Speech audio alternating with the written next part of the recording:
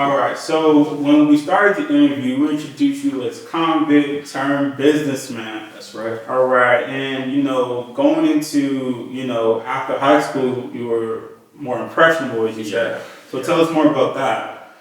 Yeah, so high school was the very first time that I smoked weed. High school was probably the very first time that I drank. High school was also the time where I got expelled from school for fighting. It was a really, really big fight. And of course, you don't get into all these things from hanging with A students or students who are doing what they're supposed to be doing. So like I said, I was a jock. I had some type of fame or status. So I just started hanging out with some who might deem the wrong crowd. We started doing things that I should not have done.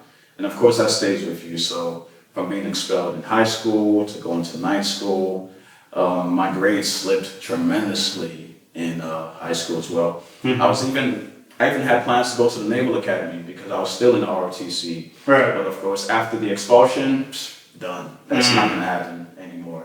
So I graduated from high school, thank God. My GPA was subpar, it was horrible. Thankfully, I was still able to walk across the stage. I remember my teacher, he said to me, he said, "Hey, Stanley, there's no such thing as a partying student. It's a contradiction." And it makes sense because, yes, I was enrolled in school, but I wasn't really attending. I just went whenever I wanted to. I was cutting school all the time. And that, of course, also went into college when I went to college. I enrolled at one college, but I was partying in every single college in the state of Maryland. So as you can tell, I was just doing me. Right. I was just doing me.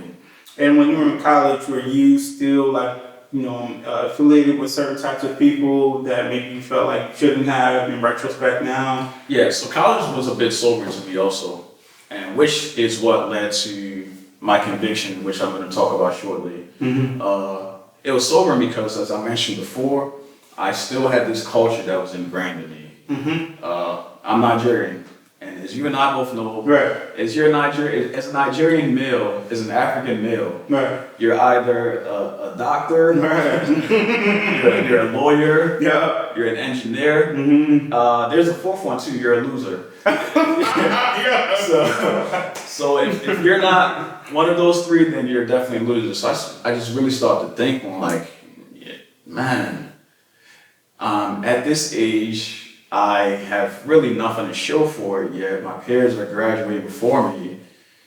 And then I get this bright idea. I said, okay, I don't have a degree yet. I'm not doing too well in school. People value money. Okay, let me show my family. Let me show my peers. Let me show people that I have arrived. And my idea of doing this was by getting money. So I just decided to rob to get money, and that was what I did. So you were robbing people, places, different types, of robbing nowadays. Yeah. So, man, when people hear about this, whenever this comes out, they're like, "You did that?" If you know, you know. And people who are around me, they knew. For those who didn't know, they're just gonna be shocked. There's some things that my parents don't even know that I did. But yeah, just robbing people, kicking down doors, guns to people's head, robbing establishments. I did all of it. All of it? I did all of it. Right. So was there, they say why does it go? I'm getting old. every something has its day or whatever. Every dog has its day. Every dog has its day. God bless you. So when that happened, did you eventually have your day in terms of maybe a certain event, a certain day, a certain time, a certain group? Yeah, man. So it's definitely a high. I can say that. You do this act, you get away with it once. It emboldens you. You feel more powerful, and then it's like it's a ceiling. It's a tolerance. You said, okay, if I can do this, what else can I do and get away with? So I just got bigger and bigger and bigger. So one day, it was stupid now that I think about it. Gosh, I was 21 years old at that time. So I decided to rob The very same place that I was working. Oh, Yeah.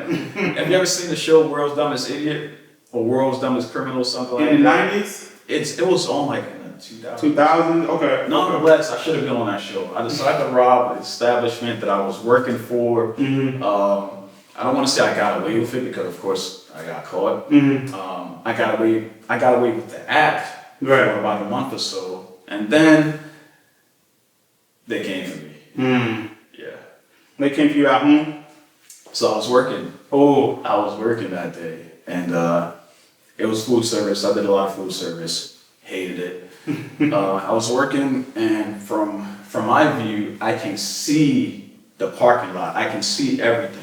Mm-hmm. So I'm working, and I just so happen to look up, and I see trucks pull up in the driveway, and men step out with suits on, guns drawn, and I knew that they were coming from me. I'm like, yeah, this is it. Wow. So I had a boy who was working there. I said, yo, man, I'm gone. He was like, what happened? I'm like, man, you'll hear about it. So they came in, they asked to speak with the manager. The manager told them that, yes, I was working there. And they asked me who I was. I told them who I was. And then they said, hey, listen, you're under arrest for armed robbery. Yeah, that's how they got me. And they took you straight to the Straight to jail. Straight to jail. Straight to jail. How did you feel when that happened? It didn't feel real. Yeah. It didn't feel real because, like I said, I've been doing stuff and I've been getting away with it for so long that I just thought I was invincible. So when this happened, in my mind, I'm like, yeah, so they'll let me out in about an hour. No big deal. 7 hours go by. They'll let me out tomorrow. No big deal. A couple days go by. All right. It's taking a little long. They'll let me out. Weeks, months. I'm like, okay, yeah, I'm here for real.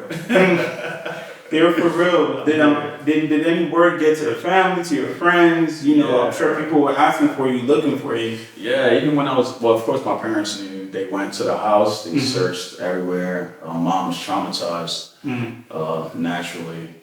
I was even on the news as well, so people knew about it. A lot of people knew about it. And when people knew about it, did they, reach out to the family or try to reach out to you? Did you get any calls? Did you get any, visits initially or anything like that? That's a tough one to answer. The people who cared reached out to my family to see what was going on and see if I was okay. But what I found in that situation was like a lot of people who you think were on your side are not really on your side. Right. When stuff like that happens, that's when you really see who your true friends are, who your allies are. So, That's facts. yeah. And when you got arrested or staying in, I don't know if it's holding or you're staying there, up until then, did your trial come speedily or did they make you wait a little bit for... Talk about right to a fair and speedy trial. It was not speedy at all. I can imagine. It wasn't speedy at all. So I spent 13 months in county jail. 13 months? 13 months, yeah, 13 months in county jail. That was a sentence. Yeah. I spent 13 months in county jail. Trial got canceled several different times. It was hard, man. It was hard adjusting initially because this is a new environment. Yeah. Yes, I was in the streets. I've seen it, but in jail, in prison, everything is contained. So you're not getting away from it. You're gonna see people fight. You're gonna see someone get slammed on their head. You're gonna see someone get stabbed.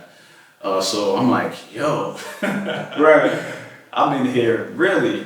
Okay, this is real. So let's adapt. Let's adjust. So 13 months go by. I'm sure there's a lot of stories and memories that you've had. When you were you reaching out to family and friends? Were they trying to help speed up the trial? Like, how was that for the people? Like you said, the people who cared and the family. Yeah. So I knew I was going to lose the trial. It wasn't even my idea to go to trial. Okay. That's neither here nor there. But I knew I was going to go to prison. My frustration was really that just send me to prison. I was sentenced 3-6 months before I even went to prison, so I was just there waiting and waiting. Right. And yeah, it wasn't fun at all. It wasn't fun. My county jail, I was in Carroll County, and it was a room. It was a pretty moderate sized room Right. with about if I were to guess correctly, if my memory doesn't fail, like about 20 other men in that room. And you're in this room. There are little windows about this high for you to peek through, and it's at the very, very top of your cell. So you have to get up and stand on the bunk to even look out the window. But other than that, you're in this room. And imagine I was like that for 13 months. It was tough. Wow. Okay. So, and you having that time there in the county jail, were you also sentenced there after? Were you also there after the sentencing, or did they move you? I was there. I was there. I was waiting for the guys who were coming from prison to come to county jail, and then from there, the same bus is going to take those who are sentenced to prison. Gotcha. Yeah. All right.